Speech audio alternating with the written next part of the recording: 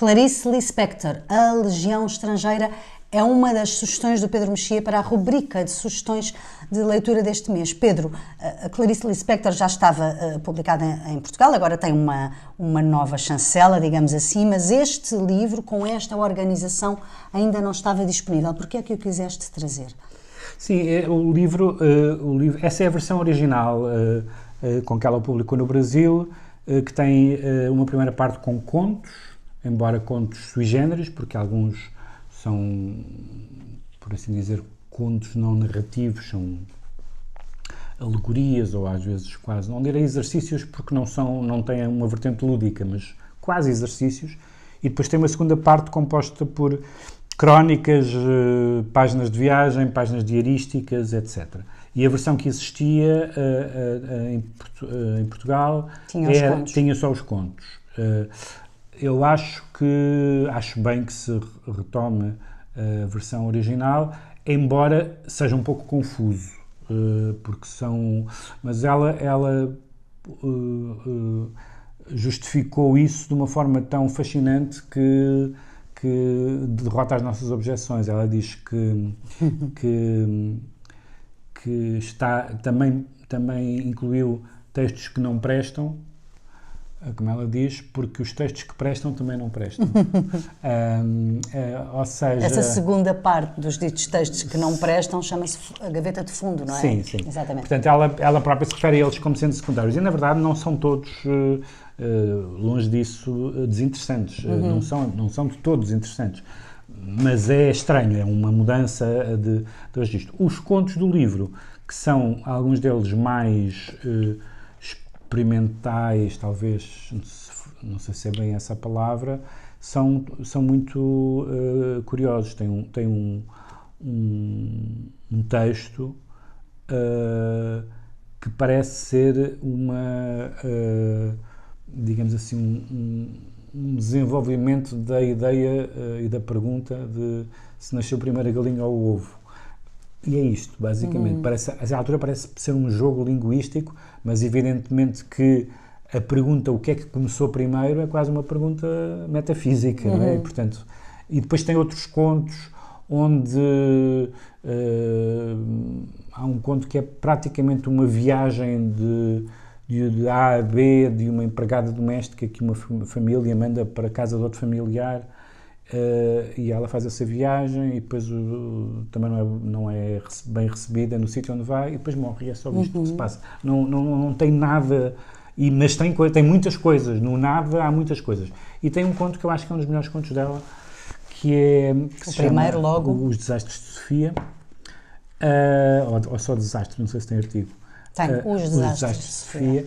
E que é um texto magnífico, mas muito exemplificativo do que é a escrita da Clarice Lispector, porque é muito estranho e é muito inquietante, porque é sobre a relação entre um professor primário e uma das suas alunas.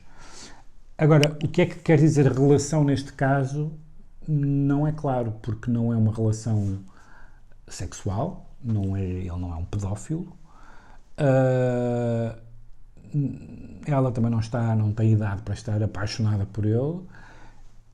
Há um lado de hostilidade, há um lado de impertinência, há um lado dele a querer castigar. Ela, à altura, acha que o vai salvar, não sabemos bem de quê, e é como que no embrião, isto é, numa idade muito jovem, uma pessoa, uma criança, que está a experimentar a estranheza de formar uma relação forte com outra pessoa, de uma natureza indeterminada. Não é bem...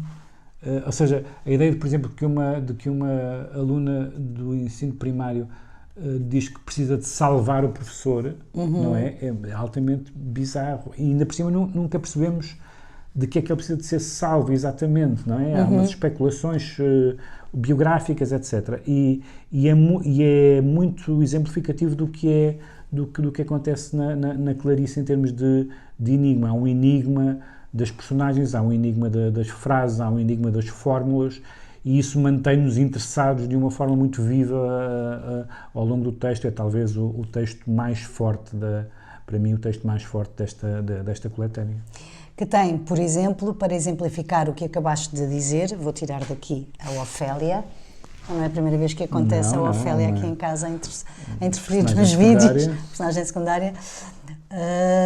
A verdade é que não me sobrava tempo para estudar, as alegrias me ocupavam, ficar atenta me tomava dias e dias. Sim, e nós temos que estar muito atentos por causa disso, por causa desse lado enigmático, pela própria linguagem, porque Clarice, a sua língua materna não é o português, e portanto usava o português de uma forma estranha,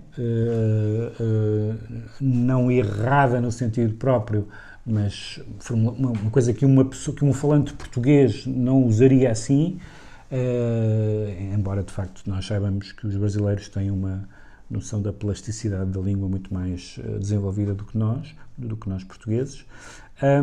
E todos os textos têm é uma coisa curiosa, são contos.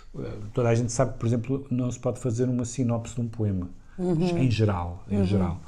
E se pode, quer dizer que o poema é uma ilustração de uma ideia. Mas contos de que é difícil fazer sinopse, há menos. E não é muito fácil, agora é um primeiro plano, não é muito fácil saber fazer a sinopse de alguma destas histórias, porque ela, mais do que a narrativa, lhe interessa o ambiente criado entre as personagens, a tensão criada entre as personagens, o que lhes passa na cabeça, que é ao mesmo tempo o que lhe passa na cabeça a ela, provavelmente no momento em que está a escrever e não por caderno de encargos prévio, e são características que fazem da Clarice Lispector uma das escritoras, aliás, com um sucesso até que ultrapassa o que é expectável para o grau de complexidade dos textos dela. Ela é muito popular no Brasil, mas não só no Brasil, agora no mundo anglo-saxónico está a ser... Foi traduzida, não é? Está a ser muito traduzida e agora a Companhia das Letras tem feito este é o 5º livro e vai ser a edição da obra completa, dos romances e da ficção, não sei se também dos outros textos, mas pelo menos dos romances e dos contos que vão continuar a aparecer a um ritmo regular.